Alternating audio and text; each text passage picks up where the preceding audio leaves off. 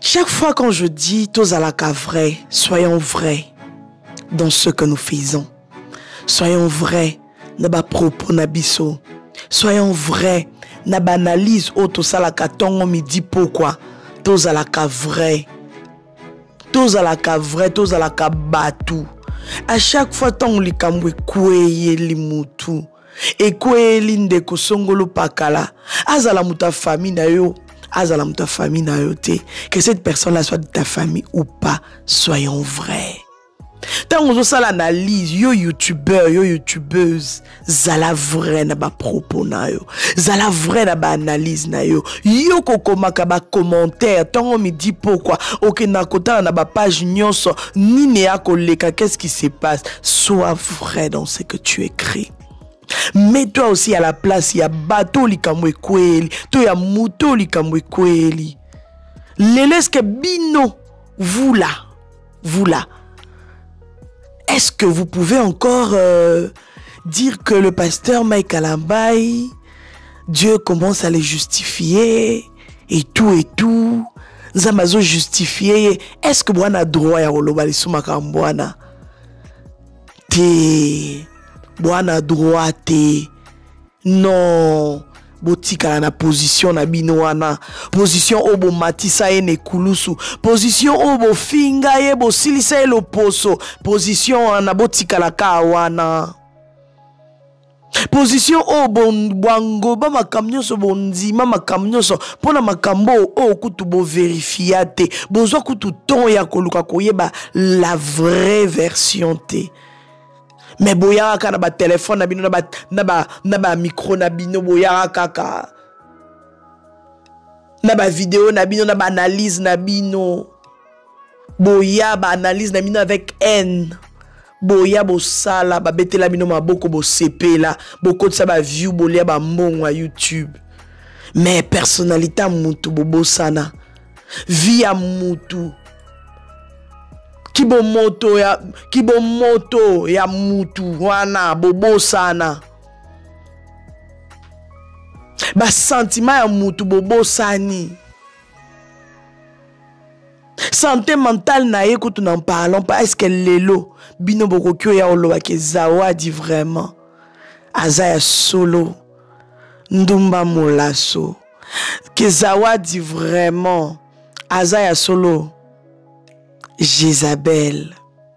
Que Zawadi Penza Azaya Solo Azaki envoyé à Diabolo. Est-ce que Bino Boko Lobango? Bino, non. Restez dans votre coquille. Restez avec votre haine. Quand moi je vous dis, quand il y a quelque chose, mettez-vous toujours à la place de cette personne. Quand je vous dis qu'il y a quelque chose qui se passe, mettez-vous quand même à la place de cette personne. Bota la souffrance ya mutuana, solo. Est-ce que c'est de cette manière que va traiter Makambo? Est-ce que c'est de cette manière qu'il faut traiter les problèmes des gens? Bozo bosa na ke makambo ekomela ka bato siko lelo bokomo changer sous version aujourd'hui la bokomi ko changer lisusu maloba quoique non. Le pasteur Mike Alambai il avait dit que bozela kalatenza mako justifier nga tozela boina bo. Est-ce que bino bwana droit lui à changer maloba? Non, bo changer maloba te, restez là. Car nenge bo croya ki na masolo nyonso wana de A à Z. Botika la même atako kabola katikati te ke a ekoza la solo tout comme ekoza lukuta. Bo pesa zawadi raison na ba sens nyonso. Bo tombola elikolo bo pakola e mafuta bolakisa eke non ya solo pena yo pena makambo lobi nyonso wana wana na raison lelo toza wapi. Faites des analyses intelligentes. Vous allez faire une analyse pour que lobby bobi mabazoba parce que là vraiment comment est-ce que beaucoup zala bipolaire boy, comment est-ce que beaucoup zala mabalu kanta baboy le lobby lo comme sous lobby lo comme sous bon ça va journaliste ya simanda que ça se voit mais au moins Faites le bien. Si vous avez pose ça, vous avez ça information, faites le bien. Vous avez toujours ba parti prité. Parce que l'obi a écolé yo et là ta yo. Et là ta bino. Bino ba épée beaucoup manka. Franchement, je me pose la question. En wana obozala na ngoizala ani. Siko ye wana tikeli bino bilamba polele, nzoto polele. Alobi ne m'appelez plus Sœur Zawadi, appelez-moi maintenant Zaza. Abiba bengaye Zaza. Appelez-moi Zaza. Azo sa ila sou nzambe te. Azo sa sou musique à gospel te. Bo bengaye Zaza. Elle a changé les côtés. Waouh. Dans les commentaires, oui, en tout cas, identité na ye bimi.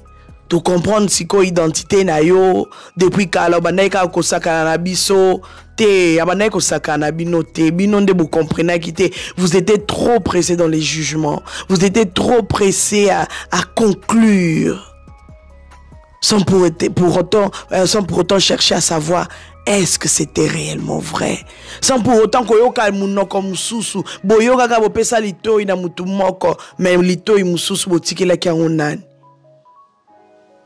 Depuis ma réunion soit les cas pasteur Mike Alamba tikala jamais qu'on s'exprimer quoi qu'on paye sa biso réellement c'était quoi vraie version est-ce que Toyoka kikaka moi ba ndam neka lobara lekine émission songolo par la so ba tourner question et ça un jour vous allez connaître la vérité, un jour vous allez connaître la vérité. Yaya mikolo nyonso na ibsa abino basarana na nzambe te. On ne se moque pas de Dieu. Faites attention. Bino ba nyonso bozo salara ba makambu koyaka kotuka basai na nzambe. Koyaka kolobela basai na nzambe makambo otalake makambo ezata ya famille na bino te.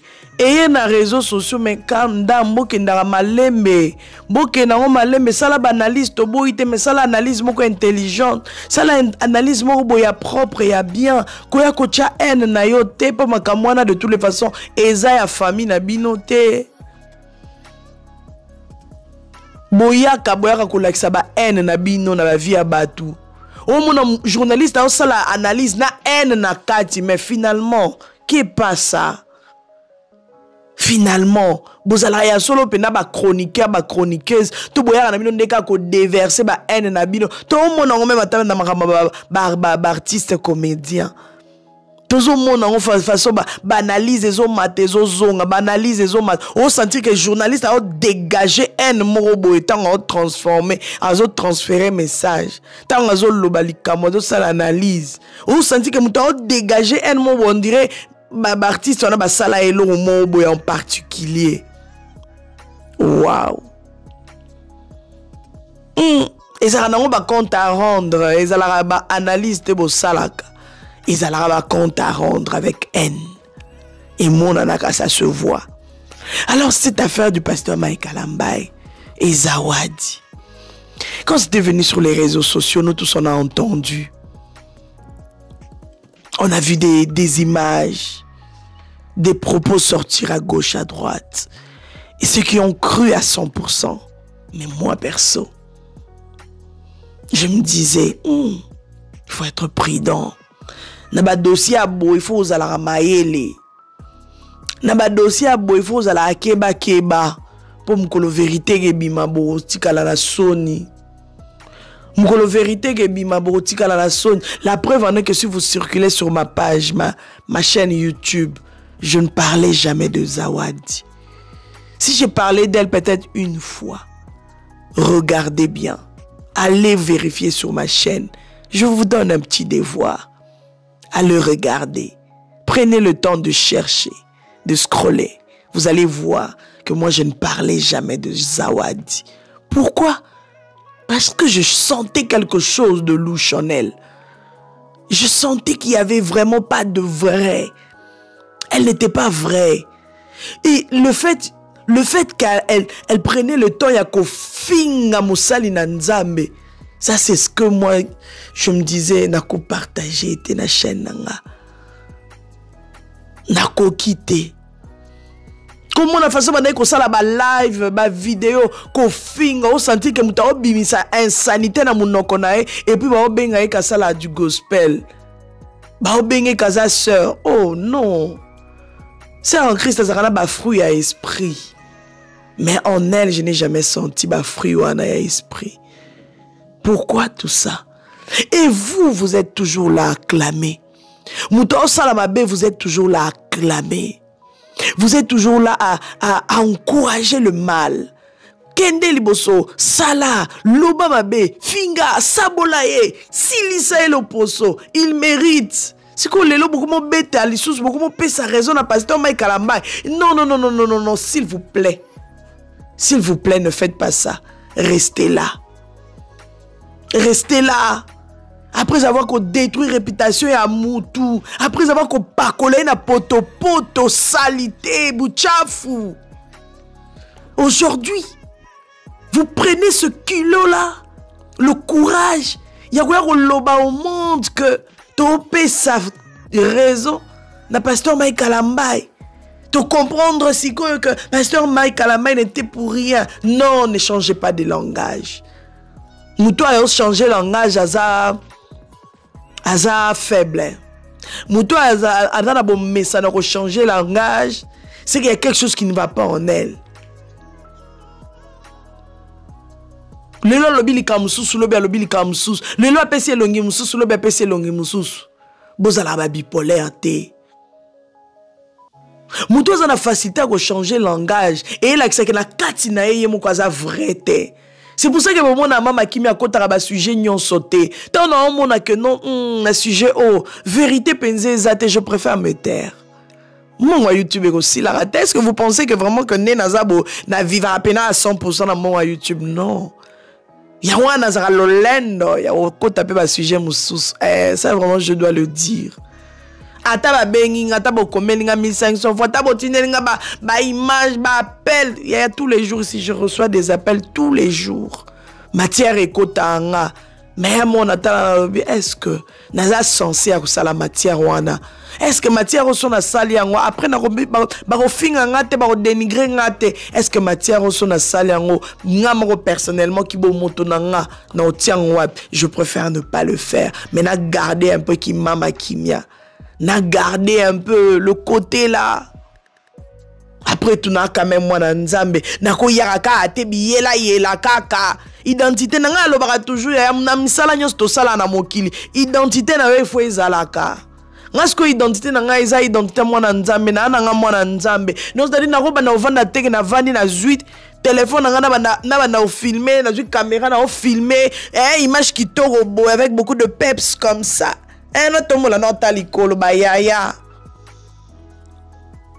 Image lengi boy na yeka na bandika kolobela ba vie abatu na banda ko tia zizani na banda sala ba analyse moko boye po ba yelinga ba preuve moko lukuta aux yeux ta temps ya koluka koyeba si réellement ba preuve ba memeli wana eza vrai to eza faux. Bien combien de personnes ba benga nga chaque jour mama kimia likamusongolo pakala mama kimia Mama kimia lobela nanu nga so motema na ngai lobi na on loba na ngate na on loba te. Naza na nga pressé te au sala matière. Matière ekokota ekoti ata lelo ata après 10 jours non ya na sali. L'essentiel les aka malobi quand même quelque chose dans likambuana. Mais je suis pas pressé. Mais tout le monde a qui bino awa nebo pelisa ki ba téléphone. Pasteur Mike Alambay. Asa penza lukuta. Azi n'est pas un homme de Dieu. Boina boye. Bo pesa ba kombo nyonso. Bo sabola na ba façon nyonso. Bo matisa ine kulus bo silise le poso. Bo mo na pasteur Mike Alambay le quoi diable le numéro 1. Numéro 001 kutu musika 00. Yaya, Tomi Chaka na place à Batu. Bandeko nyoso bakoela makambo tous les jours. Mitalo lo biso kaza mwa mobali bon so kaza kindeko nanga. Et bon so kaza mobali nanga. Et bon so kaza ndeko nanga mwasi. Sur azalaki ya nanga, est-ce que na kozwa courage ya kolobele boy? O mona ke boko banda ozanga ba retenu. Ya koya ko tchara haine makasi. Zawadi, zawadi, zawadi. Banalise bo sala ki bo matisi bo kitisi yawa. Bo fingi pasteur Mike Kalamba bo tikela qui est tenté pour na faire zawadi. Aujourd'hui, vous prenez le courage à commander un commentaire qui est au PC raison. Et to komi ko PC raison hein. Ko sala ba vidéo inutile bo sala wana. Ya koya ko loba ke non. En tout cas, c'est que qui non a raison nao. C'est que qui n'a raison. Zawadi ndaza faux. Les lois l'accès identité nae. Elle vient de nous montrer son identité. Bokala wana bo koka il faut comprendre que c'était pas normal. Comme on a que moi je suis à Libala, azwa courage. Il y a Rosala Makambo, il y a Sala qui dit ce qu'elle était en train de dire avec beaucoup de facilité. Moi je me disais, moi, en tant que femme mariée, j'essayais de me mettre à sa place. Je ne comprenais pas trop. Je disais, il y a quelque chose qui ne va pas dans cette fille. Le courage là, il y a moi c'est Libala. Ozape na ba bokilo. Ozape na ba semek, ovandi na kiti osala live, ozo dégager ma lobo nyonso banda ekoloba. Ozo loba makambo nyonso, c'est comme si ba tchaki yango na mutu, dis ça, loba oyo. Kene nango bo place o kene nango bo. On dirait mutu mo bo lata ki poso ya diabulu. Makambo nyonso banda ekoloba wana. Bozala ki wana non? Vous avez allumé le feu. Tout le monde a qui bino to bandeka kotala nga makamazali na bandeka kotala on a ba chaîne musus na ba TikTok et tout na hotala na bi wow les filles bozala sage bozala prudent mama solo musu ekoki oya na internet bo mezala prudent yebe la vision. Par là, ebimizaka babuzo banabino. Ebimizika buzo banabino fait. Beaucoup, en tout cas, beaucoup peut ça pasteur Mike sous raison. Non, botikaye. Il en a déjà assez au fait. Après lobi lisu tout temps zawadi akoloba on azongeli nanga bonzambe na komi nanga bonzambe azongeli sous dossier ya pasteur Mike Kalambai azongeli ngo lisu soye lisu na moi quelques preuves mo boye o ya royana ngo selon ye. Aye nango allez changer sous version. On vous connaît. On vous connaît. Toyebi déjà maramone etambolaka. Boko changer sous version. Pourquoi vous faites ça? Soyez logique. Soyez logique. Pourquoi vous faites ça? Surtout yo. Surtout yo. Il a coupé sa passion Mike raison.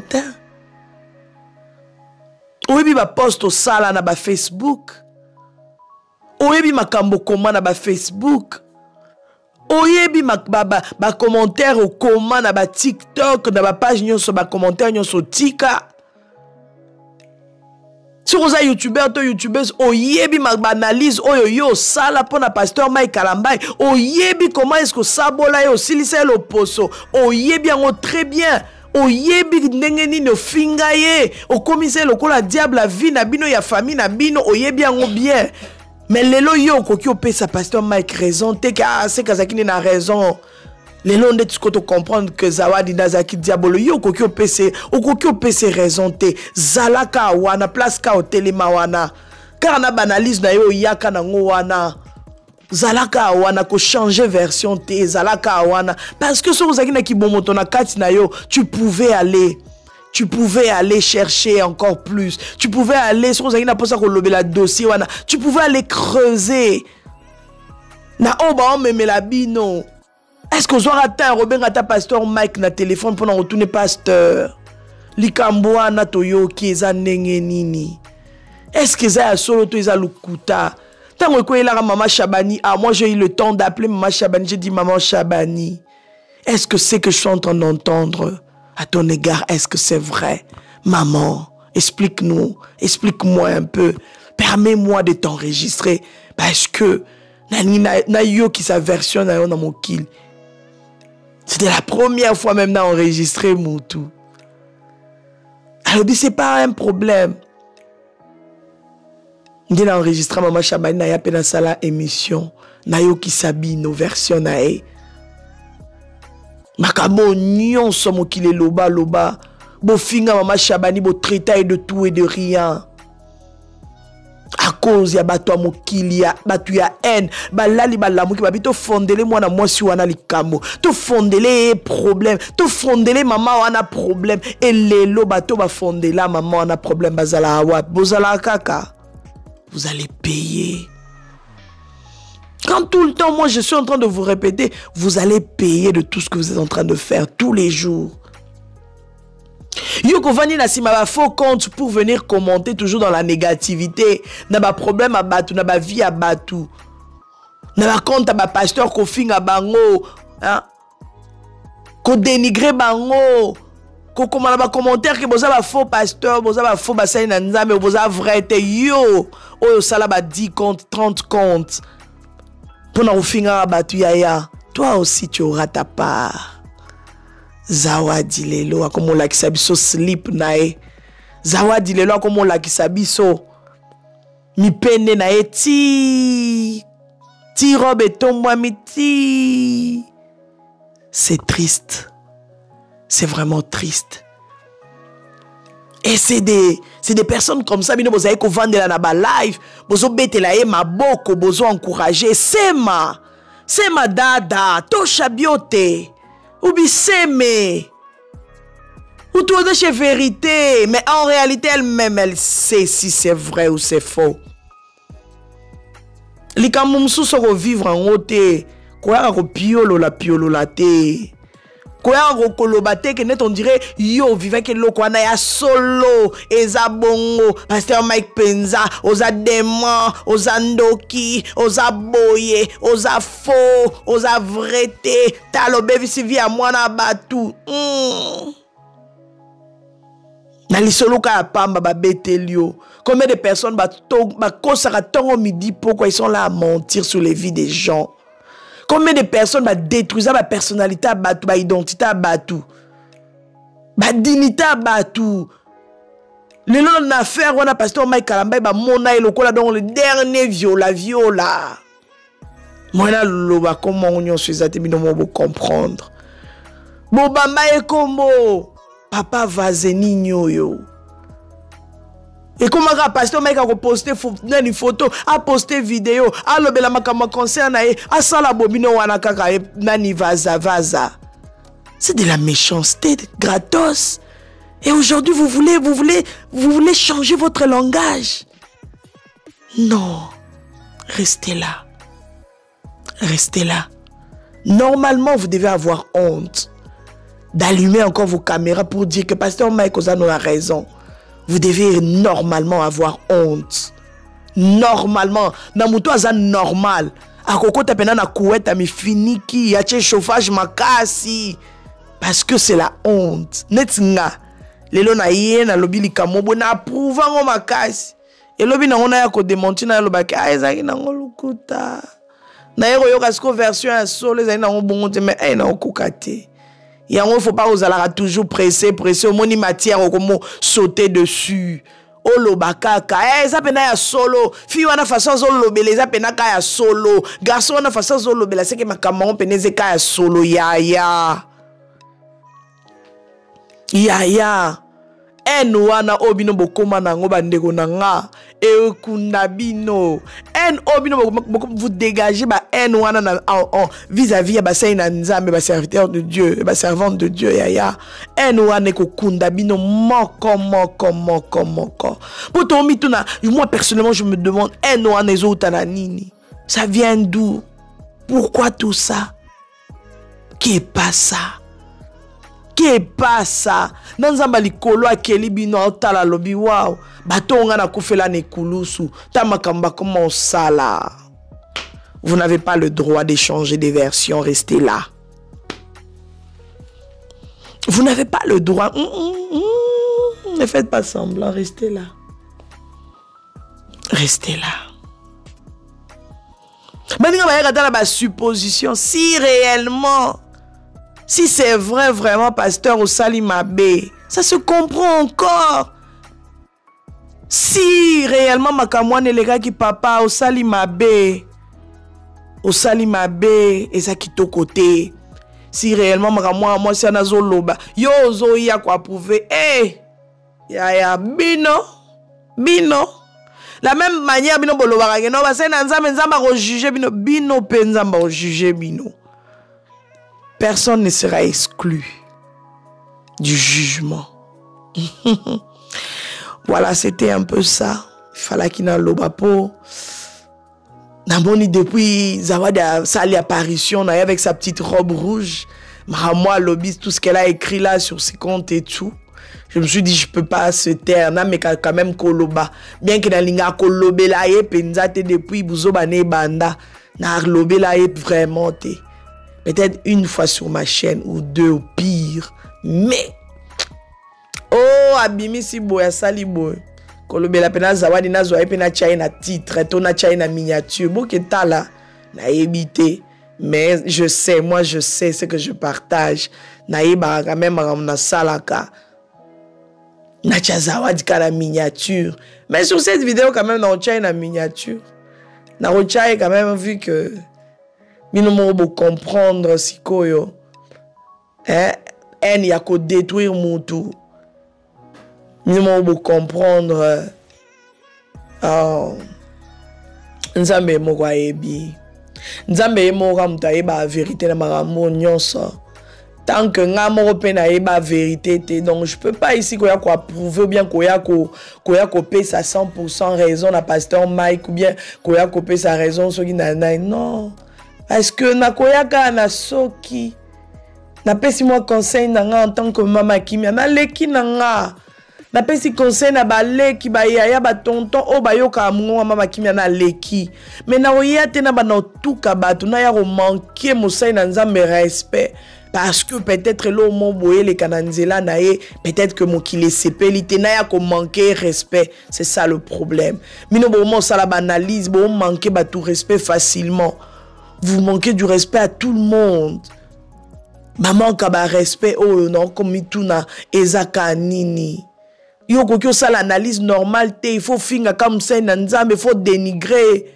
Yom to bengae pas za la musai nzambe. Yom te lance un appel. Yom te lance un bouton. L'autre ici est que maintenant, tu vas commencer des ministries. Et ça, faites attention. Parce que un jour, vous allez le regretter. On ne se moque pas de Dieu. Et ne touchez pas mes oies. Voilà, soyez bénis. On se retrouve dans un prochain numéro. N'hésitez pas à partager, à liker, à commenter, surtout abonnez-vous massivement. C'était bel et bien votre maman Kimia Sarah, la queen de la SAP. Bye bye.